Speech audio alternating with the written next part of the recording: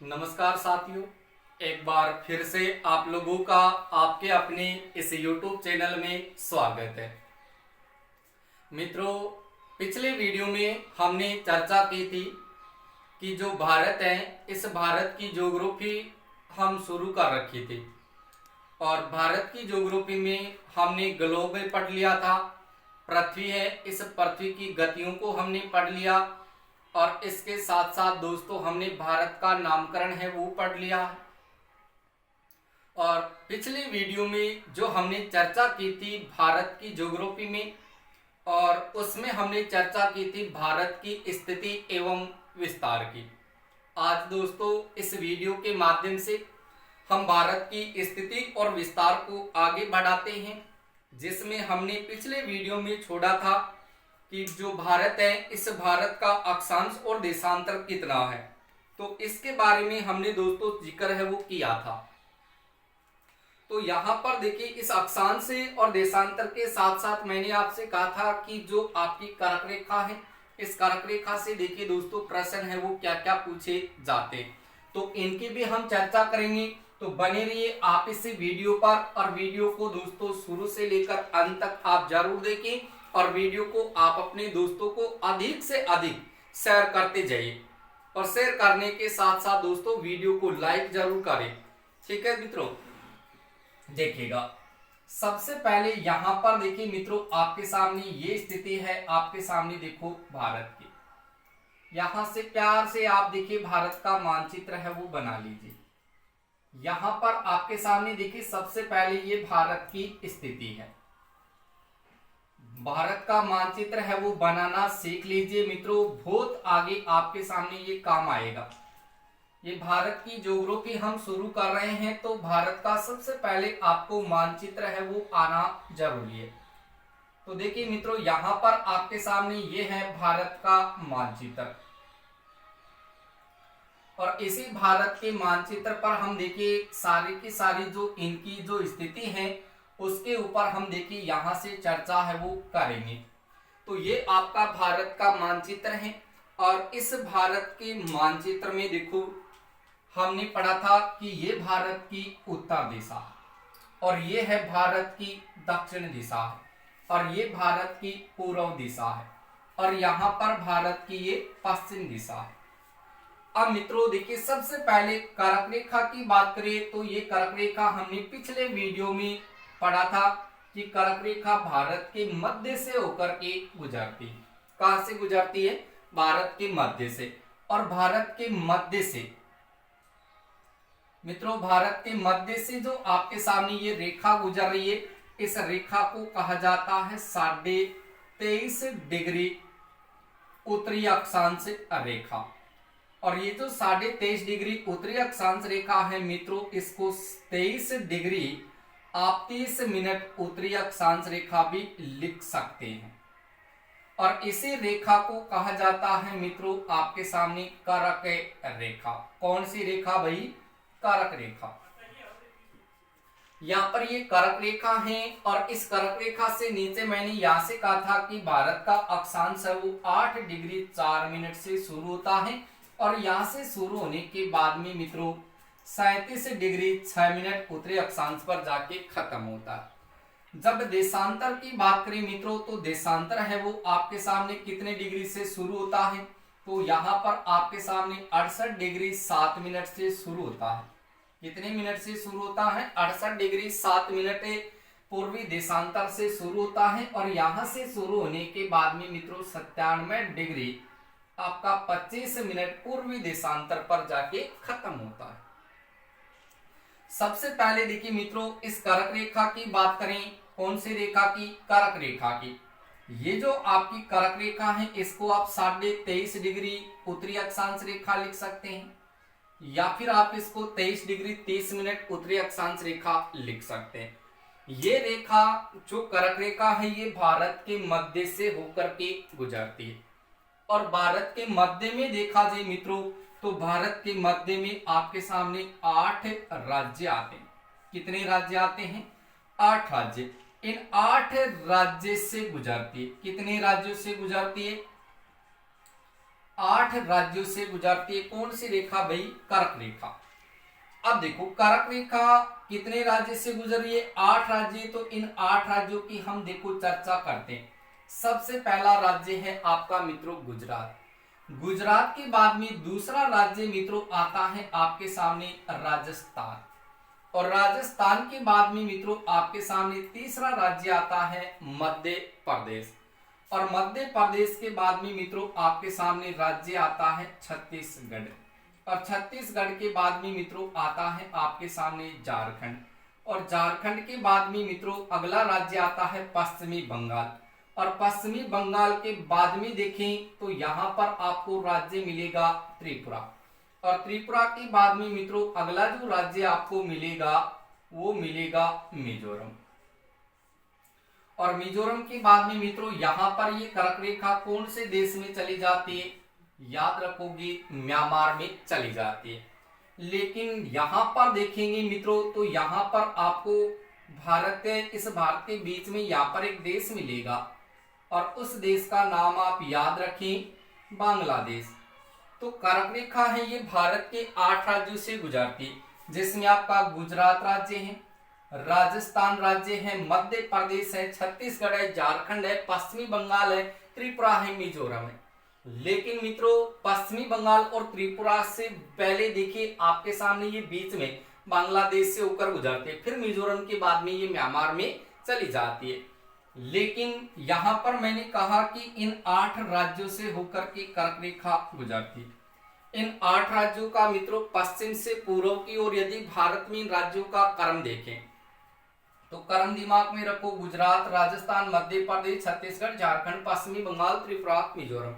और यदि पूर्व से पश्चिम की ओर क्रम पूछे तो मित्रों याद रखें, अगर पश्चिम से पूर्व की ओर क्रम पूछे तो गुजरात से चलना है और मिजोरम में खत्म करना है, और यदि आपको पूर्व से पश्चिम की ओर पूछे तो यहां पर आपको मिजोरम से चलना है और मिजोरम से आपको गुजरात में खत्म करना है। क्लियर हुई बात? 8 राज्य हैं, लेकिन 8 राज्यों में से यदि मध्य के राज्यों की हम चर्चा करें तो मित्रों मध्य में आपको 2 राज्य मिलेंगे, एक तो छत्तीसगढ़ और दूसरा झारखंड। ऐसा प्रश्न आ जाए कि कर्क रेखा भारत के 8 राज्यों से गुजरती है, इन 8 राज्यों में से बीच के राज्य कौन से हैं, मध्य के राज्य कौन से हैं? बीच के राज्य तो छत्तीसगढ़ और झारखंड 2 राज्य आ जाएंगे, 3 अलग हो जाएंगे, गुजरात, राजस्थान, मध्य प्रदेश इधर, और इधर पश्चिमी बंगाल, त्रिपुरा और मिजोरम अलग हो जाएंगे, बीच में 2 राज्य बनेंगे छत्तीसगढ़, झारखंड।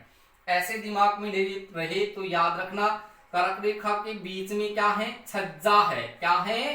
छज्जा है। छज्जा का मतलब है छत्तीसगढ़, झारखंड, ये बीच में 2 राज्य आते हैं। क्लियर हुई बात?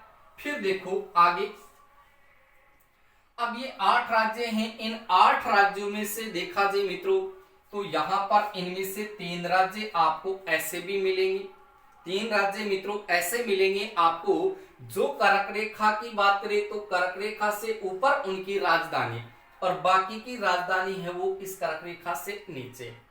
जैसे आप लोगों ध्यान रखें तो देखिए मित्रों, सबसे पहले हम उन राज्यों की बात करें कि 8 राज्यों से गुजरते 8 राज्यों में से ऐसे राज्य कौन से हैं जिनकी राजधानी है मित्रों, राजधानी, और वो राजधानी कर्क रेखा से ऊपर है और बाकी की राजधानी कहां है? नीचे। तो जिनकी राजधानी ऊपर है वो राज्य है आपका राजस्थान, उसके बाद में है आपके सामने त्रिपुरा, और उसके बाद में है मित्रों आपके सामने मिजोरम। 3 राज्य ऐसे हैं। अब देखो, सबसे पहले इन 8 राज्यों को याद करो, गुजरात, राजस्थान, मध्य प्रदेश, छत्तीसगढ़, झारखंड, पश्चिम बंगाल, त्रिपुरा, मिजोरम। मैं तो आप लोगों को यही कहूंगा कि मित्रों याद करना है आपको, तो आप जब राजस्थान की ज्योग्राफी पढ़ रहे हो तो राजस्थान की ज्योग्राफी पढ़ने से पहले आप मैप है वो जरूर याद कर ले।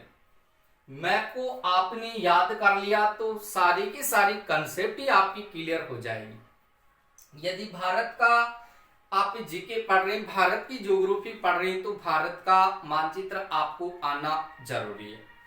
तो यहाँ पर देखिए, जब आपको भारत का राज्य का पता है तो यहाँ पर आपने कर्क रेखा जो ही खींची, दिमाग में तुरंत 8 राज्य आने चाहिए, पूर्व से पश्चिम या पश्चिम से पूर्व। अगर ऐसे आपको मानचित्र नहीं याद होता है तो यहां से मित्रों आपको मिलेगा एक गुरु मंत्र। गुरु मंत्र का मतलब है एक आपको मिलेगा सूत्र कि आप इन 8 राज्यों को कैसे भी करके याद कर ले जहां से कर्क रेखा गुजरती है।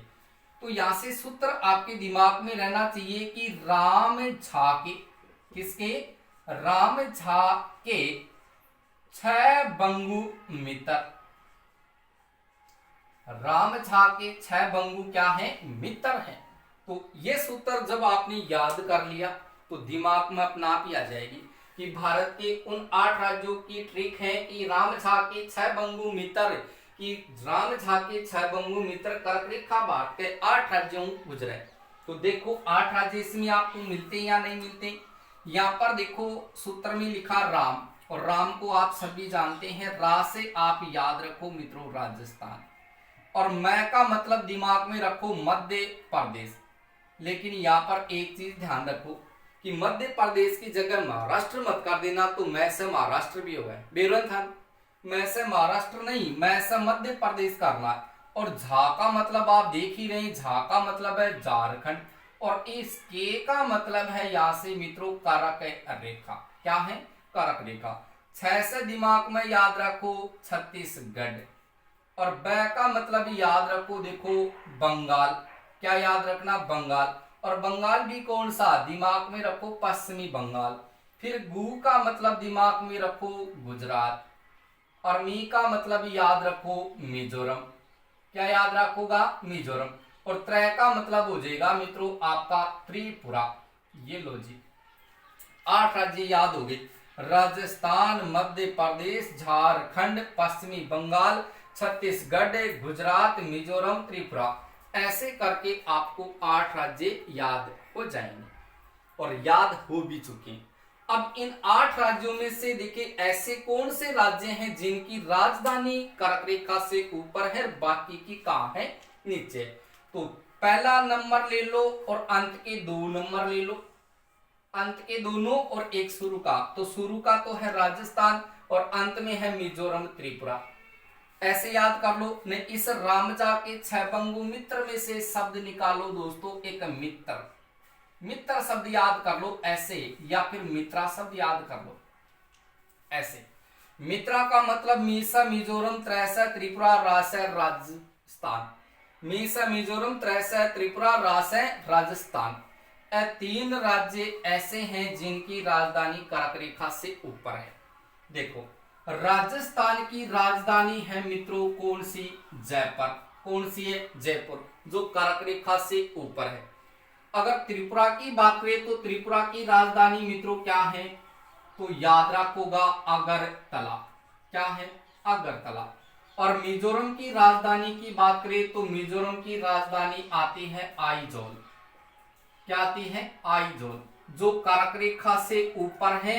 और अन्य राज्यों की बात करें जैसे गुजरात है, मध्य प्रदेश है, छत्तीसगढ़ है, झारखंड है, पश्चिमी बंगाल, अन की राजधानी कठ है, ये कर्क रेखा से नीचे है।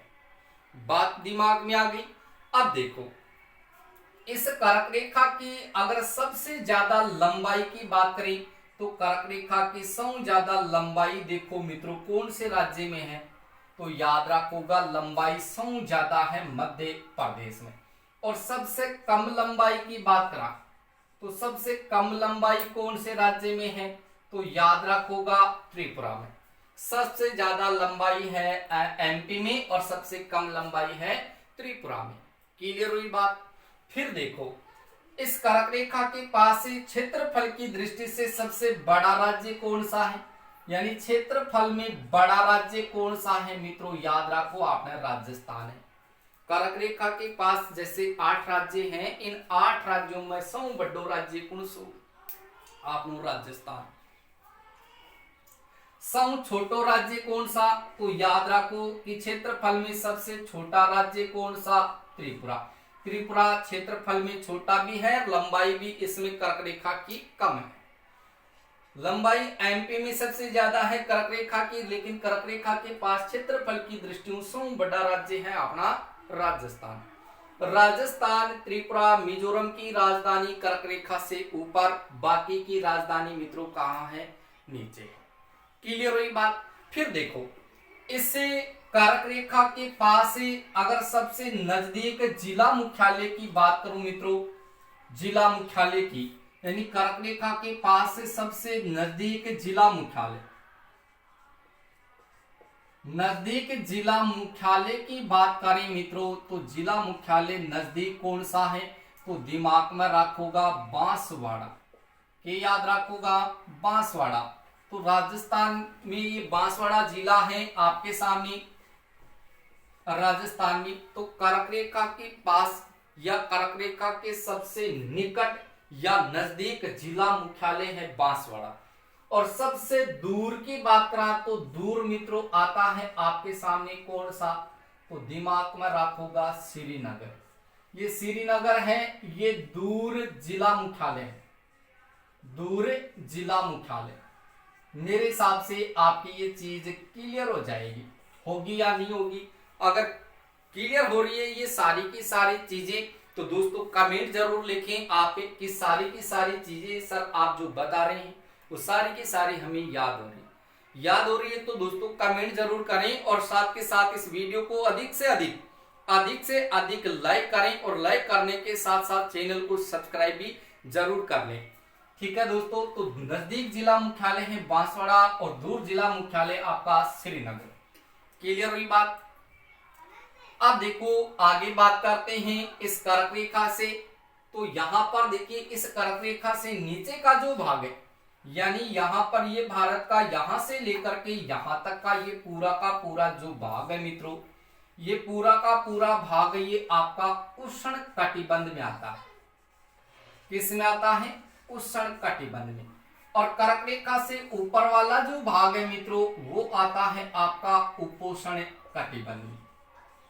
किस में आ जाएगा, उपोष्ण में। ये उष्ण कटिबंध है और वो उपोष्ण कटिबंध। तो याद रखिए इस बात को भी, कर्क रेखा से नीचे वाला भाग उष्ण कटिबंध का है जबकि ऊपर वाला भाग उपोष्ण कटिबंध का है। अब देखो मैंने कहा कि 8 डिग्री 4 मिनट से लेकर 37 डिग्री 6 मिनट तक चलेंगे तो बीच में हमारी कर्क रेखा आती है। और जब यहां पर 68 डिग्री 7 मिनट पूर्वी देशांतर से 97 डिग्री 25 मिनट तक जाते हैं तो इनके बीच में आपको एक रेखा मिलती है और उस रेखा का नाम है मित्रों आपके सामने, जिसका नाम है 82.5 डिग्री पूर्वी देशांतर। 82.5 डिग्री पूर्वी देशांतर रेखा। देखो मित्रों यहां से भी बार बार प्रश्न आता है कि ये 82.5 डिग्री जो पूर्वी देशांतर रेखा है, ये 82.5 डिग्री पूर्वी देशांतर रेखा है जहां से भारत का मानक समय लिया गया। क्या लिया गया है, भारत का मानक समय। तो भारत का मानक समय कौन सी रेखा से लिया गया है मित्रों, 82.5 डिग्री पूर्वी देशांतर रेखा से लिया गया। भारत का मानक समय विश्व के मानक समय से, विश्व के मानक समय से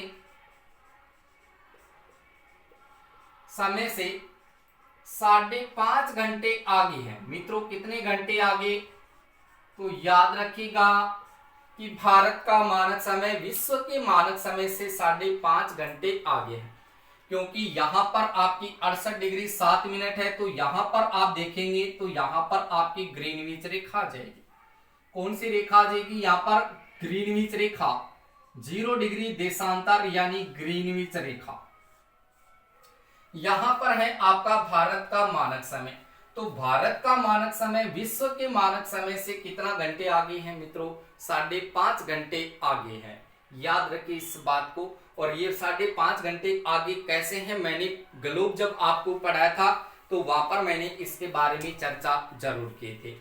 अब ये भारत का मानक समय जो 82.5 डिग्री पूर्वी देशांतर रेखा से लिया गया मित्रों, ये रेखा कहां से निकाली गई है, तो याद रखना कि यहां पर आपको स्थान मिलेगा नैनी।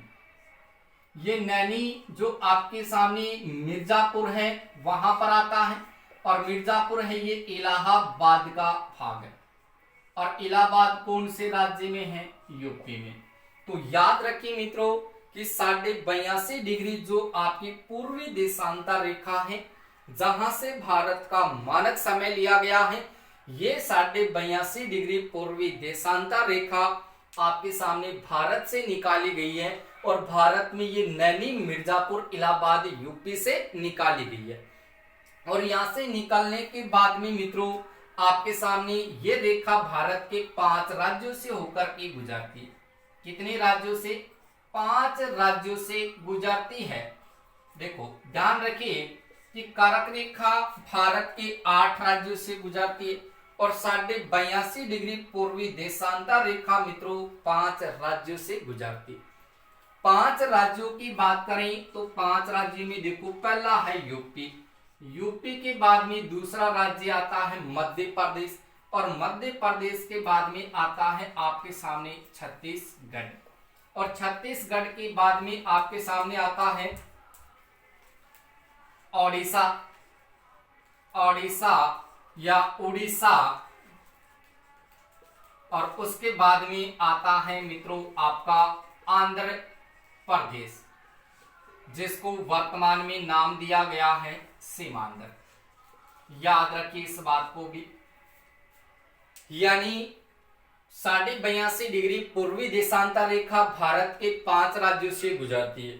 5 राज्यों में देखिए मित्रों तो सबसे पहले आता है आपका यूपी, यूपी के बाद में एमपी, एमपी के बाद में ये छत्तीसगढ़, फिर यहाँ से ये झारखंड का भाग है, फिर यहाँ से ओडिशा है, फिर यहाँ से आपका आंध्र प्रदेश यानी सीमांध्र का भाग है।